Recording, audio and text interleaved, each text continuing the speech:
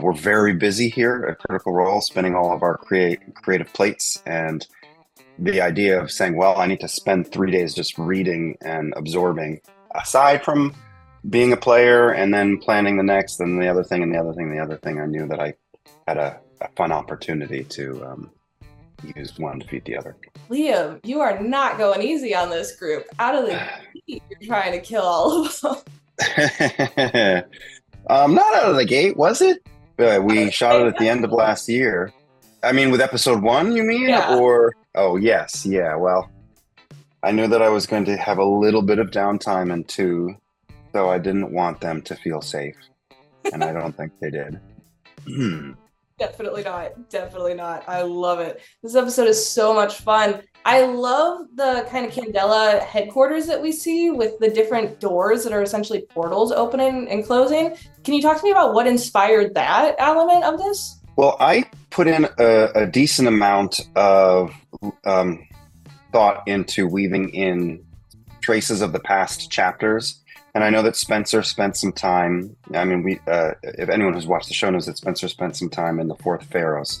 So even though I knew that the majority of my story wasn't going to be there, it's a nice touchstone for Candela Obscura as an organization and an entity. And I needed a place for them to retreat to, so that would be the best one to do it. I also, maybe I spoke about this the last time we got together, but I really enjoyed with Candela. I've fallen in love with the world as I dove into the campaign guide and the setting and all that material, and have been enjoying both fleshing out what I found there, but also like stretching the boundaries out a little bit. And Candela, if you follow the lore, is a worldwide organization that is loosely connected, so that circles from Candela in, say,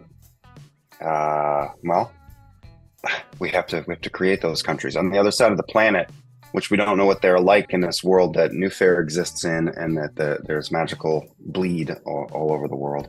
We don't know what those places are like. So I liked the idea of showing that this organization in the Fourth Pharaoh's wormholes around the world. But we had so much to do that it was only just sort of a flyby to see it. So, but with every chapter, there's little glimpses of the boundaries of the world, and it's been fun painting that picture. I love it. I also love how every chapter kind of explores a different piece of horror. Like sometimes it's a subgenre, but sometimes it's just like a concept the GM is very, very excited for. What were you excited to explore within the horror genre in this chapter? And what were some of your maybe horror influences that it's... Boy. Well, for the first game of my chapter, that is very steeped in a lot of Irish theater that I was involved in earlier in my career. Martin McDonagh is a huge inspiration for me, still is. So he's a filmmaker now as well, but his plays are just brilliant. And I've spent a lot of time in Ireland and in the west of Ireland, and it really, in parts of it, is that quiet and lonely. They call it the Lonely West. So I knew ages ago when Marisha first asked me if I was up for stepping into Candela at some point. I knew it was coming down the road, but not when. So that was always my idea, was to start there. It was the first thing that popped into my head. For the second game, which you've seen, that the audience has seen at this point, I knew that was my chance to... So I took them far away from the home base of where all of our Candela circles had been to this point. So they had less of a reference. If any of my group had watched past games, they weren't getting any of that. The first one, they were just a cork bobbing on the waves. But they all came up with compelling and interesting stories for themselves, and those stories were centered back in New Fair. So I knew that I needed to return so that we could. Taliesin created a character who is a fashionista and just, knowledgeable of all the aesthetics of high society. So if I had kept him out on an island in the middle of nowhere, I wouldn't have been doing Taliesin a service. I think a big part of our world, well, I'm just rambling. I don't know if this is a cohesive answer. A big part of our world and Candela is how obviously horror comes from the unknowable and the supernatural. But oftentimes, the most horrific thing in this world are humans. And I guess game two for me is where I started to weave those two pieces together, the supernatural and the faults of men and women. Um, and then another thing, do I want to say this? I guess I'll just say that with 3 games to plan, and that's a limited amount of time to explore a story. It's more than a one shot. We talked about this before. More than a one shot, but less than a full campaign. I really wanted to think about why things were escalating, how they were escalating, and why. And we started quiet in a way. I mean, I know the boat was frightening, but we started quiet in a way. And I wanted the thing to just start to expand around them. And it does so in 2, and I think it does so in the 3rd episode, which you haven't seen yet. But we'll just let that vomit out onto the world when it comes. Oh, I cannot wait. I will say the Irish in me got very nervous when you mentioned fairy houses in the first episode. Yeah, I mean that is another direction I could have gone. I love it. And then you had the advantage of being a player in the chapter before this. What did you take from that experience that kind of maybe helped your approach as a GM in this game? Well, I used Cosmo Grimm in the previous chapter to absolutely devour the lore of Candela Obscura and New Fair in the Fairlands in advance. So I chose Cosmo. I built Cosmo to be a historian, an antiquarian. His bookshop is called The Antiquarian.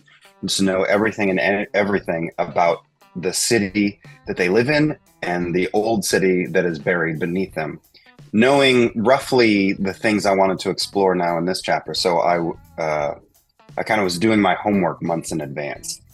We're very busy here at Critical Role, spinning all of our creative plates, and the idea of saying, well, I need to spend 3 days just reading and absorbing, aside from being a player and then planning the next and the other thing and the other thing and the other thing, I knew that I had a fun opportunity to use one to defeat the other.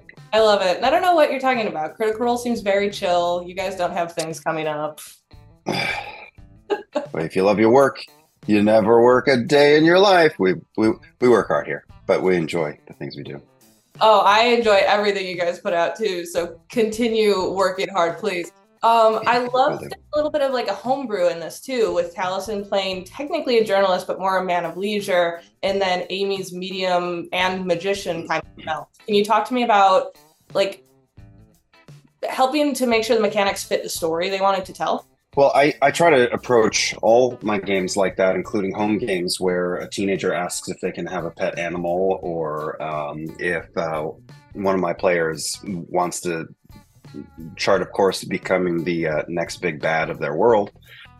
You just sort of roll with the punches and try to make it work, because you're there to have fun together. A game master is, supplying a service or giving a gift. So you want to make sure that the creative ideas that your friends and your players bring to the table are met. So mechanics are a great guidepost, and 9 times out of 10, they're all you need. I think with if I jump to our main campaign with Orem, I'm using that class for that game by the book, but I've created my own flair and spells and things for past characters, and how could I not return the favor? So for Amy and for Taliesin and with Candela, it's a much lighter rule system. It's punishing, and it is a system of diminishing returns. Especially in our games on the show, Candela Obscura, because we have a small amount of time together. So, we're making it a roller coaster, specifically, intentionally.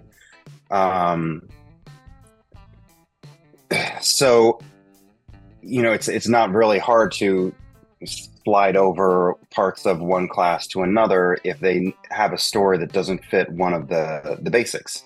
And the basics are great. Cosmo was a basic character. I played tests of Candela in the past, and chose the basic and was very happy.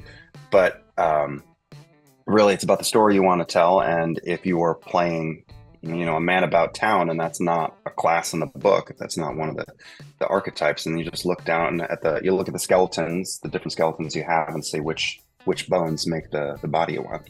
It's so much fun to watch. And then I love how you've weaved each character's like not only background, but a lot of their families into this episode as well. But I specifically want to kind of touch on, it seems we kind of get insight into what drew Talison's character into Candela Obscura with the clock kind of essentially driving him insane. Can you talk about kind of working with him to not only create that backstory, but how you wanted it to come into play in this episode?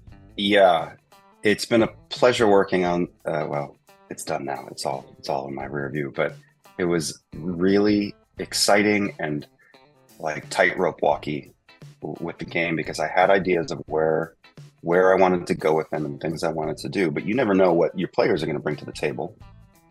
So you have to be malleable, or you don't have to, but everyone's going to have a better time if you are malleable. And like I said, with his, even just with him being high society, if I hadn't given him a chance to be high society, like why even do that? So you have to play ping pong with your players. So Taliesin was very elaborate with everything, with his apartment and with his backstory, and that clock specifically. So it had to be, it had to be paid attention to and brought in somehow. And I want to talk about things and not spill beans on the third game either, but I guess where I was going when I started to answer this question is I love the players' stories and their ideas surprising me, or bending my story in directions I didn't set out to go with it. And this game ended in a church.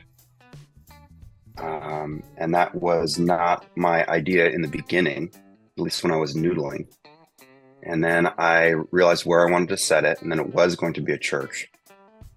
And it sank in as I was making it. Oh my gosh, this isn't just any church. This is the church that Taliesin was writing about in his story that he'd created. So like that wasn't even, I knew I was going to try to thread his story and that clock in somehow in some way. And just, I always think of, there's a line in the movie Shakespeare in Love, Jeffrey Rush. Oh my gosh, I hope I'm remembering that fantastic actor's name. He was like a theater manager, theater manager, and some gangsters are holding his feet to the fire, going like, "Where's our money? Where's our investment money?" And he's scared for his life, and he's saying, "It's all going to work out. It's all going to work out. The theater, it always does." And they say, "How?" And he says, "I don't know. It's a mystery." And that's how I think about this stuff. Is you noodle around with it, and you start out as a game runner and a game designer from your side, and then your players show up, and the two things just sort of weave together, and then you get something sort of like what you set out to do, but also completely different. Yeah. And there's other ways that happened with other stories in this, which maybe I'll talk to you about once we meet up for game 3. Understandable. I love it. And then one of the things that was very cool to watch in this episode was kind of Edgar's progression, because he's very, especially in the first episode, he's very like, "Oh, I don't think there's anything wrong." Turns out to be untrue. And then in this, he's grappling with the fact that he killed someone, only to then see like, "Oh, I might finally have a lead on what happened to my sister. I need to protect my friends," and fully kill someone again. Can you talk to me about kind of pushing Alex in that direction as a GM to like kind of make him hit the brink and have to make that kind of decision? I love Alex. He showed up completely prepared to go the distance and explore the darkness. If anyone has followed Alex's past work, that wouldn't be surprising. But it was still a joy to watch him play across the table. And I really adored his his progression as even though he has his past and they live in the world that they live in, he's still a very focused, serious, learned, practical man. And to watch him, not even in a big flashy way, he's not chewing the scenery from moment to moment in the game, but you watch him just sort of like the center of a neutron star just get denser and denser with dismay and pain and fear and guilt. Like it just gets quietly thick with him, and by the end of it, stuff that had seemed so long ago to him, like an echo of a memory, is very, very present and in his face. And I just love the quiet of the character Edgar. I also just love it, the build for the surgeon that he played again and again. The way he used it surprised me and just was like so narratively satisfying. Great turn at the table. And then I love watching Amy Carrera play. I feel like her goal is always to break the game in the GM. So it was very fun. Yes. You're right. So it was very fun. As Grimoria in this, I loved it was a different take on possession with her. It wasn't something where she was out of her body when it happened. She still could interact with the spirits. What inspired that? And can you kind of talk about the moment where she and the skull kind of like cross over with each other? Well, that's one aspect of the game that I didn't anticipate either. I think that Amy just gravitated towards some of the mechanics on the page. And that's fun. A fun part about Candela, I think, is there's aspects of the mechanics and the rules where, what's an example? Bleed detector.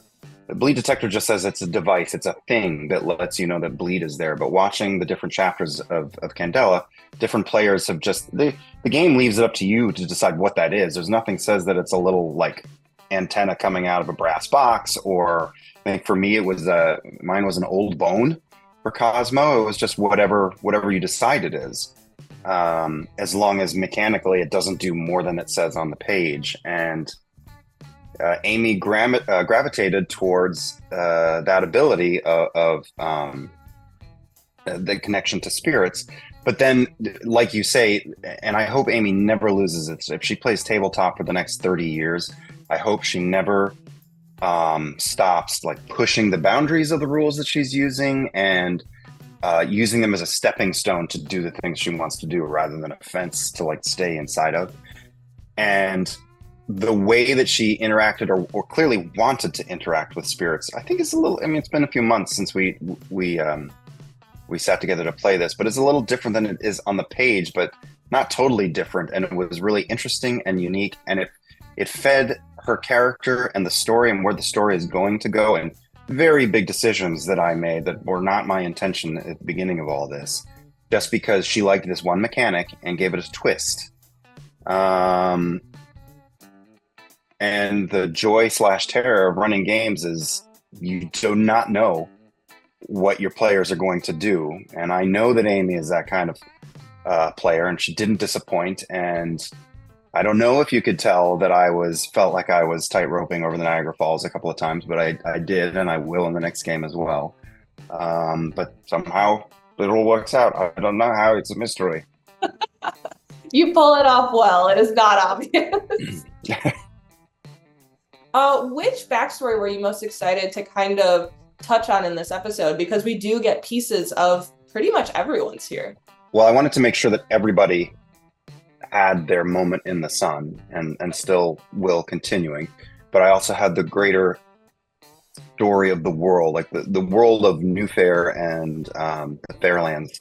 It is a character. For me, it is a character in the story as well. So you are doing a little waltz with your players in this world where things are going to happen no matter what your players do. It would happen independent of them, I should say. So when trying to fine tune each of these games, it really was a push and pull of like, well, how much time do we have to dig into the heart? Can I really like take each of your stories and wrap them up completely with a little bow by the end of 3 games? I don't know, but I know that we can bathe you in your history at points in this game. So 2, way more than the first game, obviously, because we were again off and away. They're all on their stomping grounds. They're all around the things that dredge up the past and memories and the difficulties they struggle with on a day-to-day basis. Of all of them, I mean, I think just because of the supernatural bend to it, I loved how finding Amy's story in this for Grimoria, how we could shine some light on her past and then also find out where she was going was, I guess I just liked it the most because it was nothing that I anticipated. And I guess we'll talk about that more next time as well. I can't wait. Yeah, it's almost like her story is kind of coming in age, but in horror and supernatural. So it's very interesting. That's a hard coming of age. Yeah, right? Oh boy. Ooh. I love also that Amari gets to play kind of a more heroic character than we often see in Candela, because a lot of these characters are a little more jaded. It feels almost like the noir detective versus like the superhero kind of thing. Can you talk about setting up kind of these moments for him to show his heroism and this hero for hire mentality that he had, even when it's punishing, like having him dive into the water to save the NPCs in the first episode? Yeah, Amari was so cool with this game because I know that he played tabletop growing up. I don't think he's played much in recent years. So when he came at this, like he came kind of with the same attack that I feel like I did when I came back to gaming as an adult, which is like, I want to be a hero. And Candela is full of a lot of conflicted, complicated, haunted characters, like the other 3 people at the table. But that's Amari wanted. He certainly had his complications of the past and the ties that were binding him, but he really wanted to be someone who was not shadowed by this shadowy world. So I would say 80% of it is just the way Amari played. He jumped off a ship. Didn't think anything of it. I mean, kind of, I wanted him to jump off the ship, but he he initiated a ton of rolls there to whittle down his resources in this resource scarce world. It was always his choices to dive in and put himself in harm's way. But then, since we were in New Fair, my part in it was to make sure that the audience got to know what he'd been doing. In the months and years before our story with these characters together. So I looked for all 4 of them for ways to give them time to interact with their day-to-day. And his character, his day-to-day was just helping people in New Fair. So you had to see that reflected on the city streets. Got to do a fun little Easter egg shout out to the previous circle there. Yeah, but again, mostly Amari and his playstyle. Can you kind of tease how we're going to see the damage that Talison's character has taken play out in the next episode? Well, Talison's character up until now has been, I would say, pretty collected despite the circumstances until maybe the close of the second game.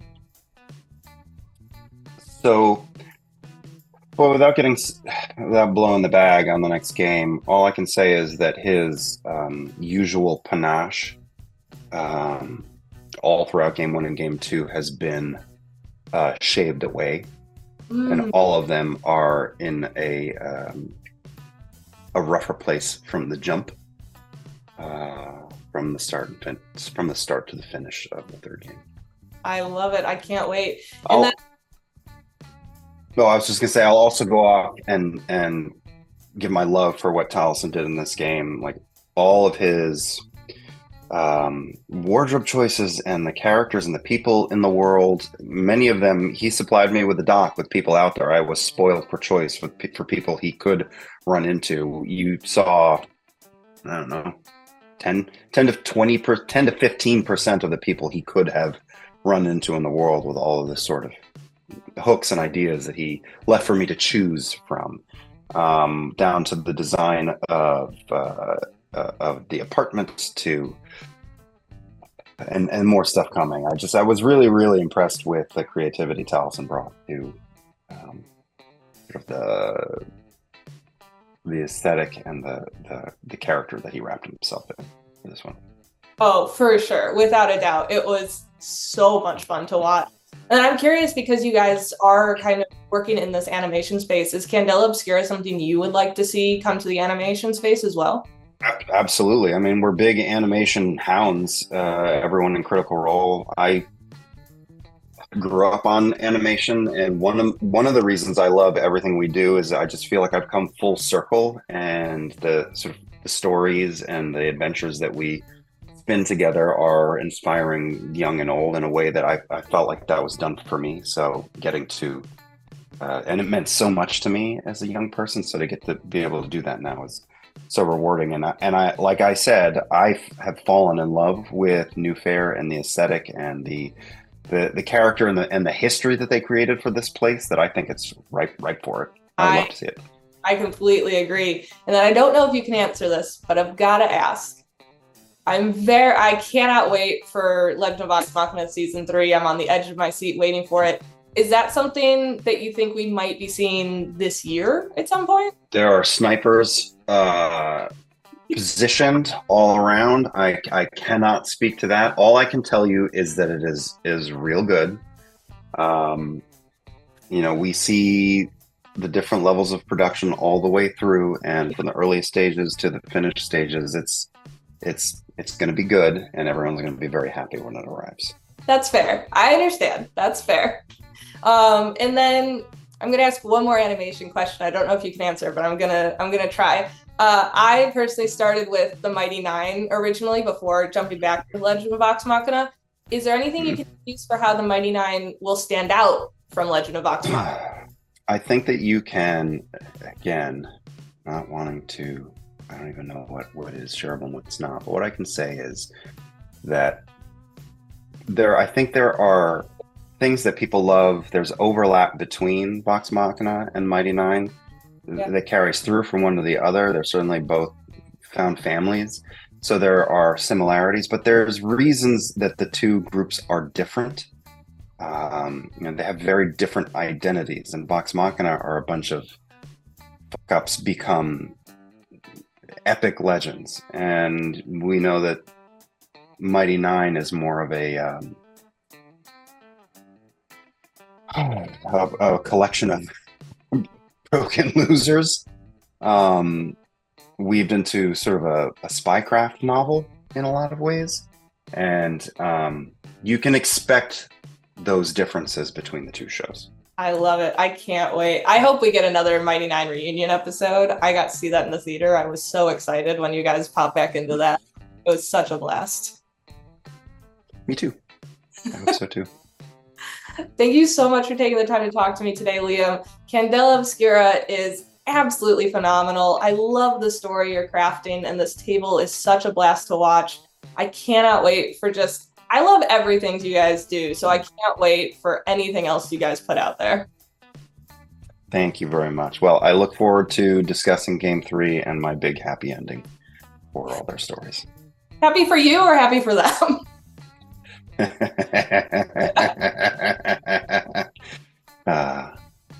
See you in a bit.